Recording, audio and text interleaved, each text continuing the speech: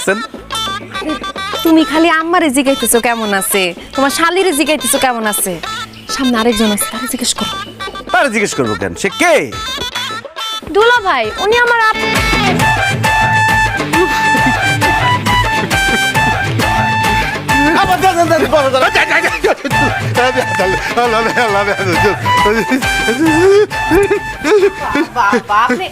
এমন করেন না।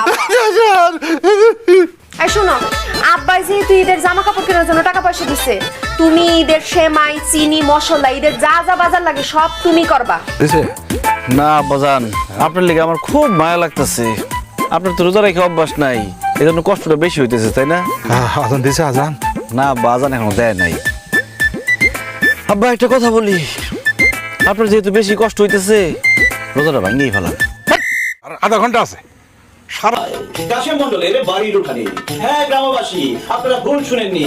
কাশেম মন্ডল তার বাড়িতে আজ সন্ধ্যায় সকলকে ইফতারের দাওয়াত দিয়েছেন। আপনারা সবাই পরিবার, বন্ধু বান্ধব, আত্মীয় স্বজন সবাইকে নিয়ে আসবেন, পেট ভরে ইফতার খাবেন এবং কাশেম মন্ডলের জন্য দোয়া করে যাবেন। দাওয়াত দাওয়াত দাওয়াত, কাশেম মন্ডলের বাড়িতে আজকে সন্ধ্যায় ইফতারের দাওয়াত। গ্রামবাসী, আপনারা অবশ্যই একা আসবেন না, সাথে যাকে পাবেন তাকেই নিয়ে আসবেন, পেট ভরে ইফতার করবেন, কাশেম মন্ডলের জন্য দোয়া করবেন। সমস্ত আয়োজন শেষ, পুরো গ্রামে মাইকিং করে আসলাম। ইফতারের সময় দল বল ধরে লোকজন চলে আসবো, সবাই আপনার বাড়িতে ইফতার করবো আর মন ভরে আপনার দোয়া করবো। চুপ করো তুমি। এই, তোমারে কে বলছে সারা গ্রামে মাইকিং করে ইফতারের দাওয়াত দিয়ে আসতে? কে বলবো আবার? আমার শ্বশুর আব্বা বলছে। আমি তোমারে কখন বলছি দাওয়াত দিয়ে আসতে? কখন বলছি তোমারে? কেন বাজার, কালকে ইফতারের সময় আমি বললাম না আজকে বড় করে ইফতারের আয়োজন করুন, আপনি করে বাধা দিতে পারবেন না? তখন তো বললেন ঠিক আছে ঠিক আছে, এখন বাধা দিতেছেন কেন? ওরে আমি বলছি বড় করে ইফতারের আয়োজন করতে, আমি তো পুরো গ্রামবাসীর দাওয়াত দিতে কই নাই। দাওয়াত ক্যান্সেল করো, এখনই মাইকিং কইরা বলো যে পুরো দাওয়াত ক্যান্সেল, ইফতারের দাওয়াত নাই। যাও যাও যাও যাও যাও। অসম্ভব আব্বাজান, আমি ভুইয়া বংশের ছেলে, আর ভুইয়া বংশের ছেলে একবার মুখ দিয়ে যেটা বাইর করে সেটা ফিরাই নেয় না।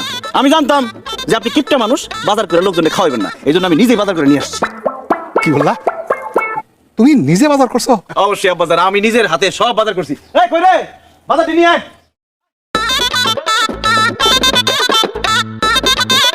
ওই ভিতরে রাখ।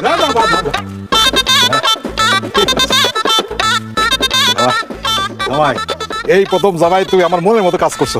বাহ বাহ বাহ বাহ, খুব খুশি হয়েছি। মানুষটা ইফতারি খাওয়ানো একটা সবের কাজ। তুমি এক কাজ করো, এই গ্রাম কেন, আশপাশের আরো দুই একটা গ্রাম সবাই দাওয়াত করো, ইফতারি খাওয়া যাক, সবের কাজ তো এটা। আব্বা, ওই ফুপুকে তো অনেকদিন দেখি না, তুমি তো অনেক হিসাব করে চলো। হ্যাঁ গো, বাড়িতে আইতে কও না, ফুপুর ইফতারের দাওয়াত দিই। আসতে কো পুরা ফ্যামিলির সবাই আসতে কো। আপনি তো আমার ভাই ভাবির সারা জীবনে কখনো দাওয়াত দেন না। হ্যাঁ। জামাই যেহেতু ইফতারের আয়োজন করছে, তা করে ইফতারে আসতে বলি। হ্যাঁ বলো বল, পুরো সাই গোষ্ঠী, ওর আশপাশে প্রতিবেশী আছে সবাই আসতে বলো। আর খালাতো ভাই, মামাতো ভাই, ফুফাতো ভাই, যত ভাই আছে সব দাওয়াত, ওগুলো দাওয়াত দেখা হয়নি তো। জামাই একটা, এই জামাই সুপার স্টার। হ্যাঁ, টাকা পয়সা নিয়ে কই পাইছো টাকা? কই? হ্যাঁ কই পামো আবার? আপনি লাল গরুটা বেচে দিচ্ছি। আচ্ছা ভালো। আপনারা কেউ লজ্জা করবেন না, পেট ভরে ইফতার করেন। আর আমার শ্বশুর কাশেম মন্ডলের লিগে দোয়া করবেন যাতে উনি আগামী বছর আরো বড় করে ইফতার আয়োজন করতে পারে। রমজান মাস চলতেছে, 1/70, বেশি বেশি খান যাতে আমার শ্বশুরের বেশি বেশি খরচ হয়, তাই না? দিলেন লোকেরা, আমার শ্বশুরের যদি বেশি বেশি খরচ হয় তাহলে আল্লাহ তো বেশি বেশি দিব, তাই না? আর কার কি লাগবো? এই যে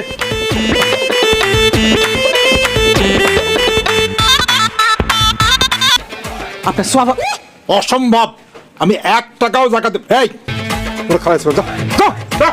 হ্যালো, জি জি জি, এই হ্যাঁ আমার শ্বশুর আব্বার নামই তো কাশেম মন্ডল। হ্যাঁ লম্বা করে, হ্যাঁ লম্বা করে, ঠিক আছে। দাড়ি পাকা, হ্যাঁ দাড়ি পাকা, এক পা কবরে গেছে। আরে না, অনেক সুস্থ আছে, দেরি আছে, ওইদিকে যাইতেছে আর কি। কি কি? না না না, উনি কিপটা না, উনি একটু হিসাবি মানুষ আর কি। ওনার কাছে আসতেছেন মানে? কি বলেন? আজকেই? এক্ষুনি? আচ্ছা ঠিক আছে স্যার, আসসালামু আলাইকুম। কি ব্যাপার, তুমি কার কাছে আব্বার বর্ণনা দিতেছিলা? কে আসবো আমগো বাড়িতে? আর বলো না টুম্পা, আমার তো টাকা দিই না, বলো ভাই, টাকা দিয়ে দাও, টাকা দিয়ে দাও, টাকা দিয়ে দাও, প্রত্যেক ওরে শ্বশুর যে কিপটা, করবো যে চ্যাপটা, নিজের ঢাল নিজে হব আমি পিছে একটা। এই সাইডে ছেড়ে দিয়া নিজের বাড়ি করবো শ্বশুর বাড়ি, ছেড়ে দিয়া নিজের বাড়ি করবো শ্বশুর বাড়ি, ছেড়ে দিয়া নিজের বাড়ি করবো শ্বশুর বাড়ি, ছেড়ে দিয়া নিজের বাড়ি করবো শ্বশুর বাড়ি। দেখলেন আমার শ্বশুরের মন কত বড়? তোমার আব্বাই কি সুন্দর সুদের ব্যবসা করে। তা বাজান, এত বড় একটা ব্যবসা আপনি একলা সামলান কিভাবে বলেন তো? আপনার কোম্পানি কোথায়, অফিস কোথায়, কর্মচারী কয়জন? চুপ করো তো তুমি। সি সি সি সি, আব্বা আপনি সুদের ব্যবসা করেন? আপনি জানেন না সুদ দেয়া সুদ নেয়া হারাম। বলবি বলে তোর আমি বেরাম বাড়ি থেকে বেরাম। সিসি আব্বাজান, আপনি এটা কি করতেছেন? আমার গায়ে হাত তুলতেছেন। বলেন আব্বা, আপনার টাকা পয়সা সব চুরি হয়ে গেছে, কোথা থেকে? এই যে এইখান থেকে।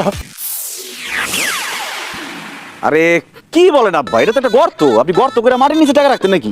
পাওয়া ভাই, আমি ব্যাংকে বিশ্বাস করতাম না, মনে হয়তো ব্যাংকে আমার টাকা বাইরে দিব, সমস্ত টাকা পয়সাটা কলসির মধ্যে সময় আমি এইখানে রাখ। কাল্লা থেকে জানি এই মাটি খুঁড়ে আমার কলসি নিয়ে গেছে, আমি শেষ জামাই, আমি শেষ। আব্বাজান, কিপটার ধন যে বুক খিলায় খায় সেটা আজকে আবার প্রমাণ হইল। সারা জীবন এত টাকা পয়সা থাকার পরেও নিজে কত কষ্ট করে চলছেন, ভালো একটা কাপড় চোপড় গায়ে দেন নাই, টাকা নষ্ট হবে বললে। আর আপনার স্ত্রী, যারে আপনি ভরণ পোষণের দায়িত্ব দিয়ে বিয়ে করছেন, আপনি হয়তো আপনার বাড়িতে তারা রাখছেন, খাওয়াইছেন, কিন্তু সারা জীবনে তার সকাল্লাত কি কোনোদিন পূরণ করছেন আব্বাজান? স্ত্রী হিসেবে উনি আপনার কাছ থেকে ভালো খাওয়ান দাওয়ান, সোনা গয়না, কাপড় চোপড় কিচ্ছু পায় না কোনোদিন। আপনি নিজে অসুস্থ হয়ে আছেন, কিন্তু টাকা খরচ হইব দেখে চিকিৎসা করেন নাই। এখন বলেন, সারা জীবন নিজে এত কষ্ট কইরা, বউ বাচ্চাকে এত কষ্ট দিয়া টাকা পয়সা জমাই রেখে কি লাভ হইল? তার থেকে যদি আপনি কিপটামি না কইরা আপনার স্ত্রী সন্তানকে সকাল রাত পূরণ করতেন, চিকিৎসা করতেন, ভালো মন্দ খাইতেন, তাহলে অনেক ভালো থাকতেন না আব্বাজান?